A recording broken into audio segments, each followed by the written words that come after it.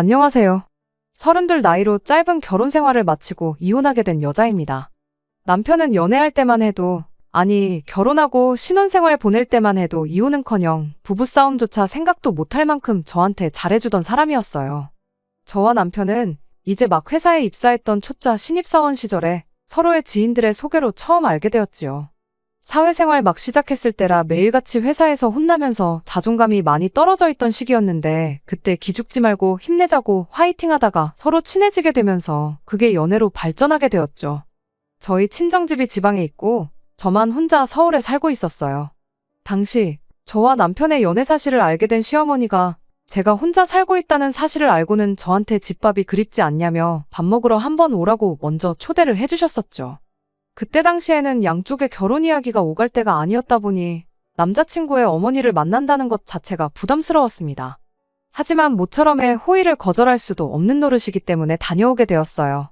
그날은 제 걱정보다는 그렇게 부담스러운 자리는 아니었어요. 우리 아들이 만나는 사람이 궁금해서 부른 이유도 있지만 또 제가 혼자 지내고 있다니 안쓰러운 것도 있어서 진짜 밥 챙겨주려고 불러낸 거니 긴장하지 말라고 하시면서 정말 상다리가 부러지도록 밥을 차려주셨습니다. 첫 방문 이후로 시어머니는 몇 번이고 저를 계속 집으로 초대했었어요. 그 덕에 저는 이미 결혼하기 전부터 시댁에 꽤나 자주 들락거리게 되었죠. 어떨 때는 시어머니의 과도한 친절이 부담스럽긴 했지만 그때는 막연하게 시어머니가 정이 많고 좋은 분이시구나 싶었고 감사한 마음까지 들었었습니다. 그러다 언젠가 시어머니가 저한테 이러더군요. 아들 하나만 있는 집이라 그런가 딸 하나 가져보는 게 소원이었다고요.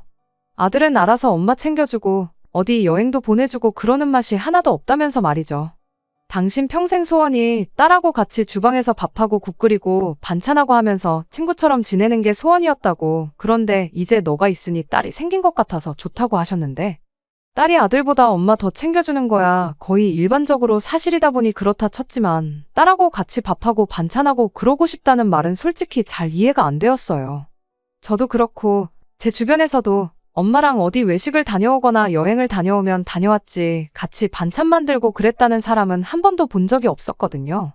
게다가 그때는 남자친구랑 한참 연애할 때긴 하지만 결혼 이야기는 꺼내본 적도 없었던 시기였는데 챙겨주시는 거야 감사하지만 갑자기 시어머니가 저를 두고 딸이 생긴 것 같다고 좋다고 하니 안 그래도 부담스럽던 자리가 더 부담스러워졌었습니다. 당시 남편은 그냥 눈 딱 감고 엄마 하면서 맞장구 쳐주면 얼마나 좋아하시겠냐며 저보고 협조 좀 하라는 식으로 나왔어요. 하지만 제 성격상 그렇게는 못하겠더라고요. 제가 내향적인 성격인 것도 이유 중 하나였겠지만 아들 여자친구면 여자친구고 예비며느리면 예비며느리지. 갑자기 저한테 딸 노릇을 하라고 하는 게 거부감이 들어서 싫었습니다. 그때쯤부터 괜히 더 불편한 마음만 들어서 최대한 시댁의 발길을 끊었습니다. 하지만 그동안 잘해주셨던 것도 있고 제가 얻어먹은 것도 있다 보니 제 나름의 방법으로 시어머니한테 잘하려고 했었어요. 예를 들자면 계절마다 뭐 제철 과일 같은 거 주문해서 보내드린다거나 당시 남자친구였던 남편과 데이트를 마치고 나면 남편 손에 간식거리라도 하나 들려서 보내는 정도로 말이에요. 시어머니가 밥 먹으러 오라고 저를 불러낼 때마다 장소를 바꿔서 차라리 외식을 하자고 제안을 했었죠. 마음에도 없는 엄마 소리 들려주고 딸 노릇하는 것보다 이 편이 더 현실적이고 부담도 안 되었거든요. 쭉 그런 식으로 지내고 있던 중 남편이 먼저 저한테 결혼하자고 청혼을 해왔습니다. 저랑 결혼을 결심하게 된 이유라며 이런 거 저런 걸 말해줬는데 그중에 엄마한테 잘하는 모습이 보기 좋았다는 말이 있었어요. 그때는 제가 무슨 생각을 하고 있었길래 엄마한테 잘해서 좋다는 말을 걸러듣지 못했는지 싶네요. 제가 조금만 더 현명했다면 애초에 그 말을 들었을 때 남편이 찾던 건 배우자가 아니라 엄마 입맛에 맞는 며느리가 필요했다는 걸 단번에 알았을 텐데 말이에요. 아무튼 그 청혼 이후로 결혼 준비는 일사천리로 빠르게 진행되었습니다. 애초에 시댁에는 자주 왕래를 하던 상황이었다 보니 남편을 친정에 인사시킨 이후로 상견례도 바로 진행되었고요.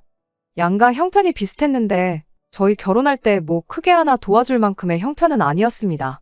그래서 결혼 생활은 양가 도움 하나도 받지 않고 깔끔하게 저희가 결혼 전 모아놓은 것만 가지고 시작하기로 했지요.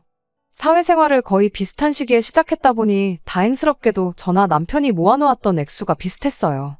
누가 더 했네, 덜 했네 따지고 들 것 없이 그렇게 반반 결혼을 했습니다. 모자란 돈은 당연히 대출을 받았고요. 대출을 끼고 신혼집을 구했고 혼수는 일단 가성비 제품 위주로 장만해서 그렇게 결혼 생활을 시작하게 되었습니다. 시작할 때 언급했다시피 결혼하고 처음 3달 동안은 정말이지 이래서 결혼들을 하는구나 싶을 정도로 즐겁고 행복한 나날의 연속이었습니다.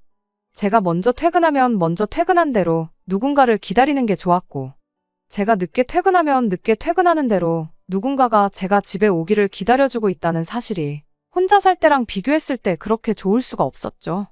오랜 기간 학교와 직장 때문에 본의 아니게 저 혼자서 가족들과 떨어져 타향살이를 하고 있었다 보니 저를 반겨주고 제가 오길 기다려주는 사람이 있다는 사실만큼 마음이 따뜻해지는 게 따로 없었죠.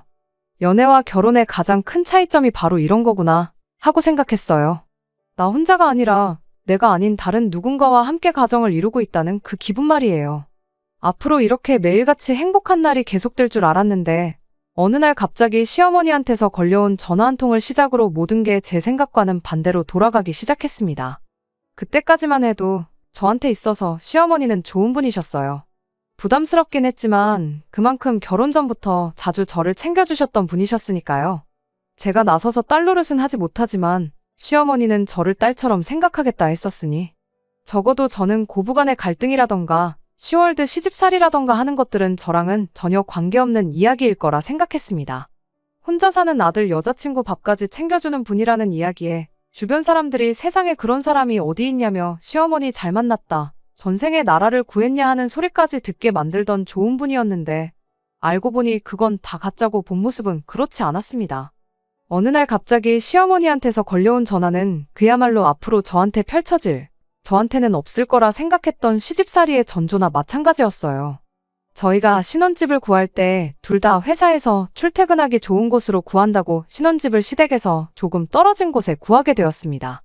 그전에는 남편은 시댁에서 어머님과 같이 살고 있었고 저 또한 시댁에서 그렇게 멀지 않은 곳에서 혼자 살고 있었거든요. 저희가 워낙에 결혼 전부터 자주 얼굴을 보고 지냈다 보니 결혼했다고 집이 멀어졌다고 해서 발길을 끊어버리는 게 매너는 아니다 싶어서 못해도 2주나 3주 간격으로 시댁에 방문하고 있었어요. 그 정도면 충분히 자주 찾아뵙는 거다 생각했는데 시어머니한테는 그 2주가 엄청 오랜만이라는 느낌이 들었나 봐요. 평생을 같이 살아온 아들 얼굴을 까먹을 만큼 말이죠. 시어머니가 저한테 전화로 물어오기를 오랜만에 우리 아들을 봤는데 얼굴이 아주 반쪽이 되어 있던 것 같더라며 저보고 내 아들 끼니는 잘 챙겨주고 있냐고 하더라고요. 그때가 결혼하고 3개월 조금 넘어가던 시기였는데 결혼 전과 비교해보면 남편이 얼굴이 반쪽이 되기는커녕 오히려 살이 많이 찐 상황이었거든요. 결혼식 때 사진 잘 나와야 한다고 저나 남편이나 급하게 살을 빼기는 했었는데 그 이후로 신혼여행 가서도 잘 먹고 집들이 한다 뭐 한다 해서 술도 많이 먹었고 그러다 보니 저랑 남편 둘 다 요요가 왔거든요. 특히 남편은 결혼 전에 입던 바지 몇 개는 배에 힘을 주고 입어야 할 만큼 살이 불었던 상황이었는데 갑자기 아들 얼굴이 반쪽이 되었다고 하시니 그냥 매일 같이 살다 떨어져 살게 되니 아들 걱정이 되시는가 보다 하고 넘겼어요. 저희 전에 없이 잘 먹고 잘 지내고 있고 살도 빠지긴커녕 너무 쪄서 고생이라고요. 시어머니는 탐탁치 않은 말투로 저한테 당장 냉장고 앞으로 좀 가보라고 하시더라고요. 냉장고 안에 반찬이 뭐뭐 있는지 읊어보라면서요. 마침 며칠 전에 반찬 가게에서 이것저것 사다가 냉장고를 채워놓은 지 얼마 되지 않았던 터라 냉장고에 먹을 게 또 한가득 있던 상황이었습니다. 저는 아무 생각 없이 시어머니가 시키는 대로 냉장고에 있는 것들 전부 하나도 빠짐없이 다 말해드렸죠. 그걸 듣고 나니 전화하던 내내 언짢은 말투로 통화하던 시어머니 말투가 뭔가 흡족한 듯한 말투로 바뀌었어요. 통화 말미에는 우리 아들 나가서 힘들게 돈 벌어오는데 귀찮다고 거르지 말고 꼭 아침밥은 챙겨 먹여서 출근을 시키라 한마디 하더니 전화를 끊더군요. 그때 기분이 살짝 쎄했어요. 제가 방금 무슨 말을 들은 건가 싶었죠. 안 좋은 예감은 틀리는 법이 없다더니 이건 앞으로 펼쳐질 시집살이의 시작을 알리는 신호탄과도 같은 사건이었습니다. 저희가 맞벌이를 하다 보니 집에서 따로 음식을 해먹지 않습니다. 냉장고가 가게 반찬들로 가득 차 있던 것도 같은 이유였고요. 직접 해먹는 게 좋은 건 저도 알지만 솔직히 식사 준비한다고 식단 짜고 장봐오고 음식하고 뒷정리하고 그런 거 신경 쓸 시간에 차라리 취미생활을 하거나 쉬는 게 훨씬 낫다고 생각하거든요. 그러나 중에 시어머니의 아침밥 이야기는 정말 의외였어요. 일단 남편이 아침밥을 전혀 입에도 대지 않는 사람이었거든요. 아침에 밥 먹는 시간이 아깝다고요. 밥 차리고, 먹고, 정리하고 하면 못해도 20분은 걸리지 않느냐고. 차라리 그 시간에 침대에서 뒹굴거리는 게 더 좋다고. 오히려 저보고 아침을 먹지 말아달라 부탁했던 게 남편이었습니다. 그나마 저는 결혼 전에 혼자 살면서 아침을 간단하게 챙겨 먹었거든요. 본격적으로 차려 먹는 게 아니라 간단하게 우유에 시리얼을 타 먹는다거나 요거트에 과일 몇 개 해서 허기짐만 때우는 식으로요.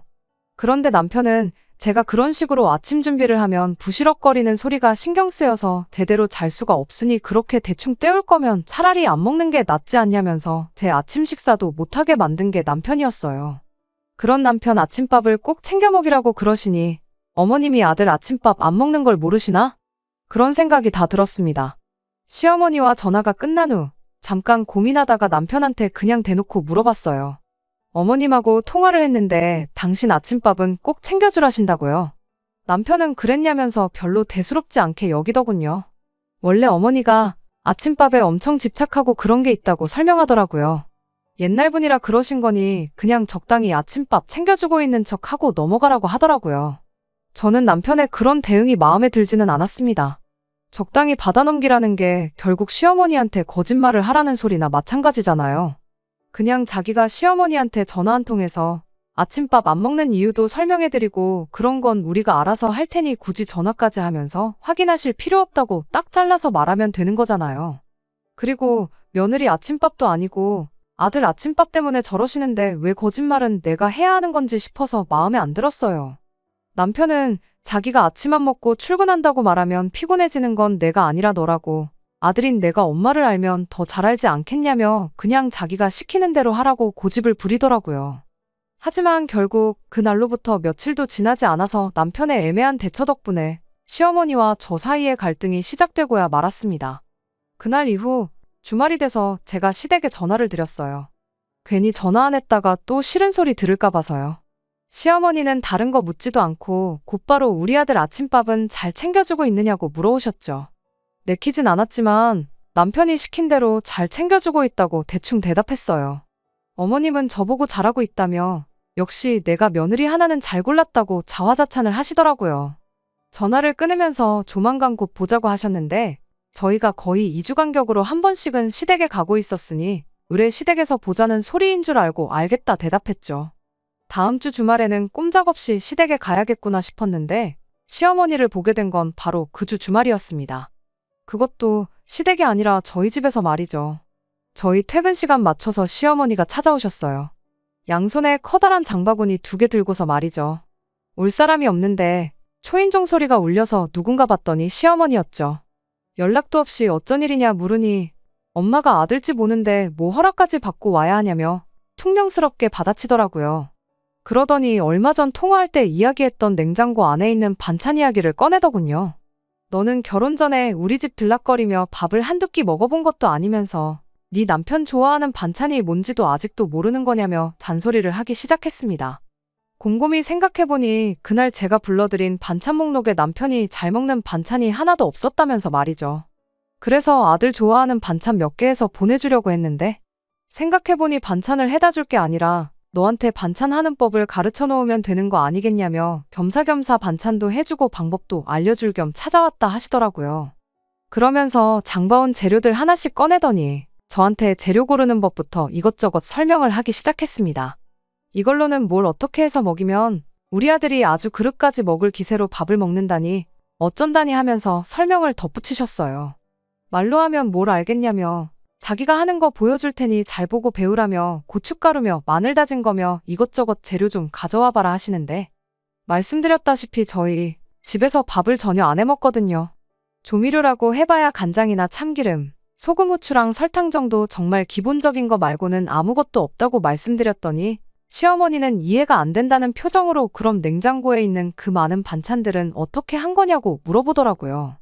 전부 반찬 가게에서 사온 거라고 말씀드렸더니 시어머니가 그럼 결혼하고 여태껏 내 아들한테 영양가도 없는 조미료투성이 반찬을 먹인 거냐며 노발대발 하시더군요.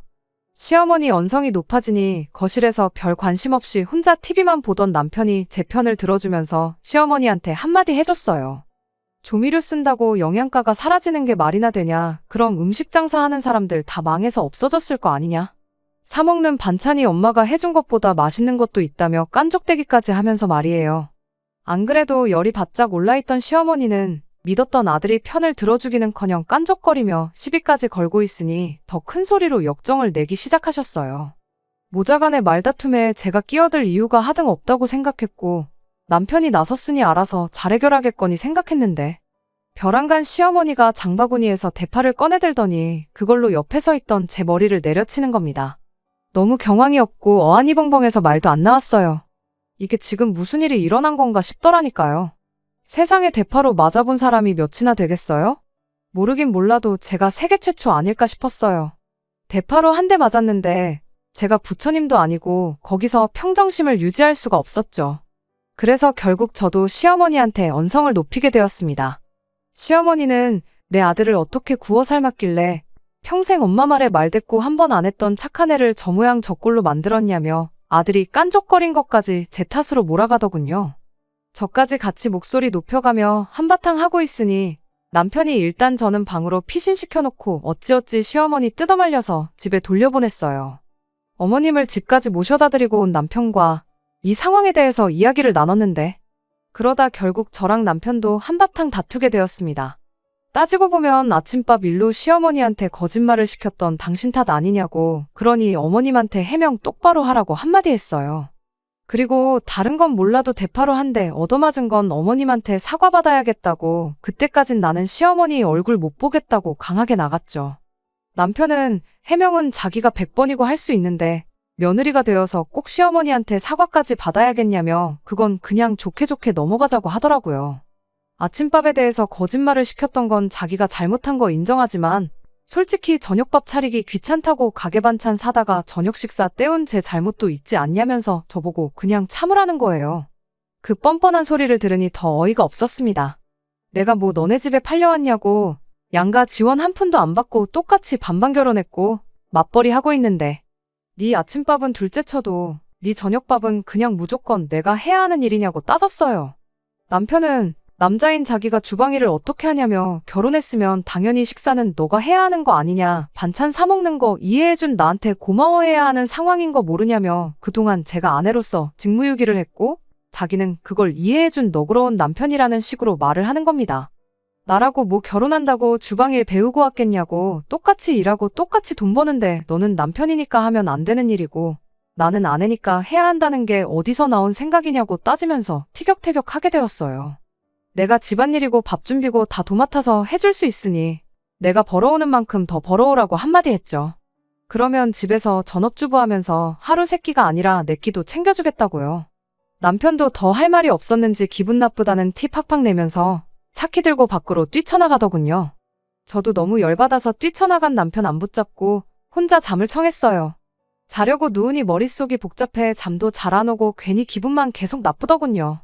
특히나 이 싸움의 발단이 남편과 제 문제가 아니라 시어머니 때문에 생긴 일이라고 생각하니 더욱더 열받았어요. 남편의 적반하장식 태도에 화가 났던 건 사실이지만 그때는 나는 남편과는 아무 문제가 없고 이게 다 시어머니 때문이다 하면서 어떻게든 남편을 용서하려고 애를 썼었죠. 남편이 잘못한 거 인정하고 사과만 한다면 저도 그냥 아무 일도 없었던 일인 척 그냥 넘어가줘야겠다 그런 생각도 했어요. 시어머니한테 사과를 받아야겠다 했던 것도 그냥 남편이 먼저 사과만 해준다면 그냥 넘어갈 생각이었죠. 하지만 차키 들고 집을 뛰쳐나간 남편은 화해할 생각이 전혀 없어 보였어요. 다음날 출근을 해야 하는데도 불구하고 일요일 저녁에도 집에 들어오지 않았거든요. 집에 안 들어오면 제가 걱정돼서 전화로 사과라도 할 줄 알았나 봐요. 사실 첫날에 먼저 연락해야 하나 그런 마음이 들기는 했었지만 그날 저녁까지 안 들어오니 저도 오기가 생겨서 일부러 안 했거든요. 첫 부부 싸움에 2박 3일 집을 나가 있는 사람하고 앞으로 결혼 생활을 잘 이어나갈 수나 있을까 그런 의구심이 들기 시작했는데 남편이 바로 다음날 그 의구심을 아주 확신으로 만들어줬네요. 퇴근하고 집에 돌아왔는데 집이 난장판이 되어 있었어요. 저는 제가 출근한 사이에 집에 도둑이라도 들었나 싶어서 멘붕이었죠. 남편 일로 짜증이 많이 나 있었는데 그것 때문에 문단속이라도 소홀하게 했나. 순간 정말 오만 가지 생각이 다 들더라고요. 그런데 안방 맞은편에 있는 작은 방에서 남편이 시어머니하고 같이 나오더군요. 방문 앞에서 거실까지 널브러져 있는 것들을 살펴보니 귀중품은 하나도 없었고 죄다 옷가지들이었어요. 이게 다 무슨 상황이냐고 물으려고 하는데 방문 너머로 보니 방에 이부자리 하나 깔아져 있고 거기에 커다란 짐 가방 2개도 같이 보이더군요. 그러면서 통보하듯 저한테 말을 하기를 시어머니가 오늘부터 당분간 우리 집에 같이 지내기로 했으니 그렇게 알라고 말을 하더라고요. 뜬금없는 합가 통보에 어이가 없어서 아무 말도 못하고 있는데 시어머니가 대뜸 나서서 한마디 더 보태더라고요. 너는 지아비가 집을 나갔는데 걱정도 안 되더냐며 이참에 한 집에 같이 살면서 처음부터 끝까지 저를 뜯어 고쳐주겠다면서요. 한동안 우리 집에 머물면서 직접 반찬하는 법도 가르쳐주고 아들 아침밥 챙겨주는지도 감시하고 뭐 그러겠다는 거죠.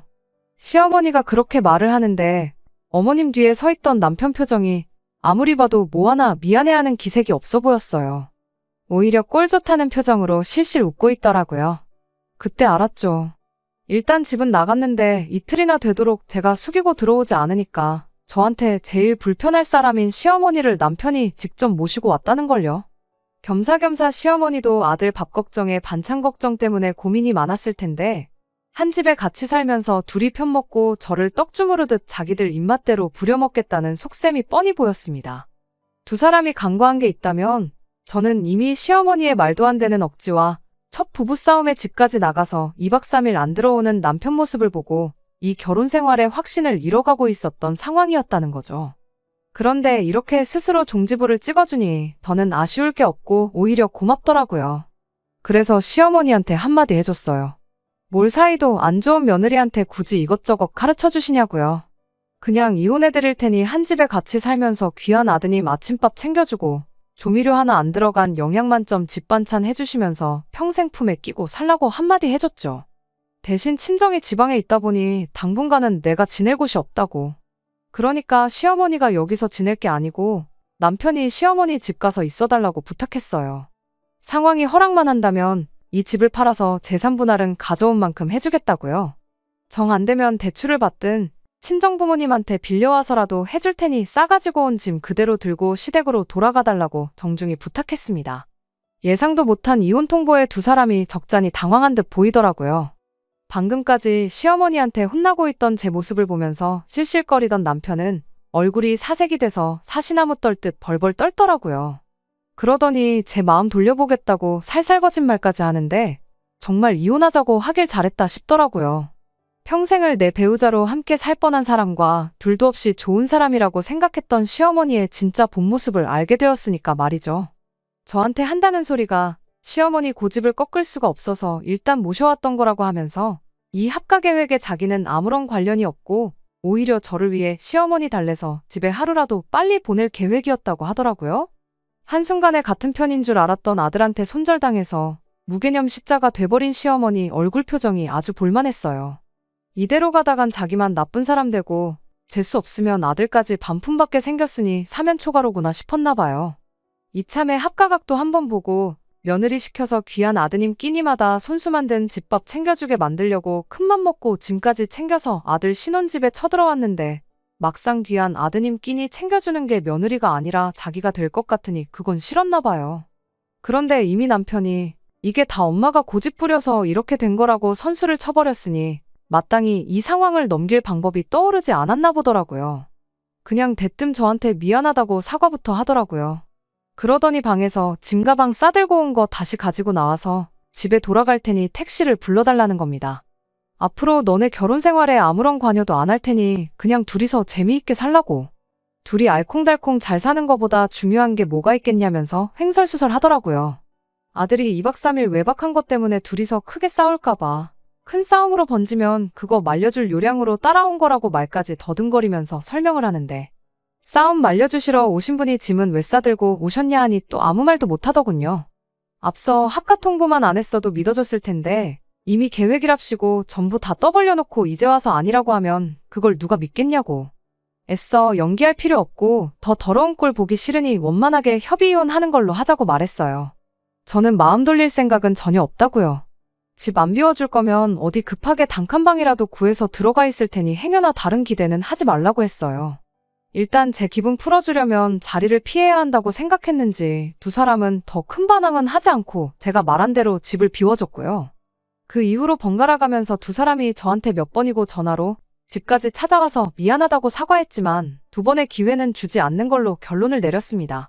저를 딸같이 여긴다던 사람이 왜 저렇게 되었나 혼자 곰곰이 생각을 해봤는데 그건 그냥 저 부려먹기 편하려고 했던 소리라는 걸 그제서야 알게 되었네요.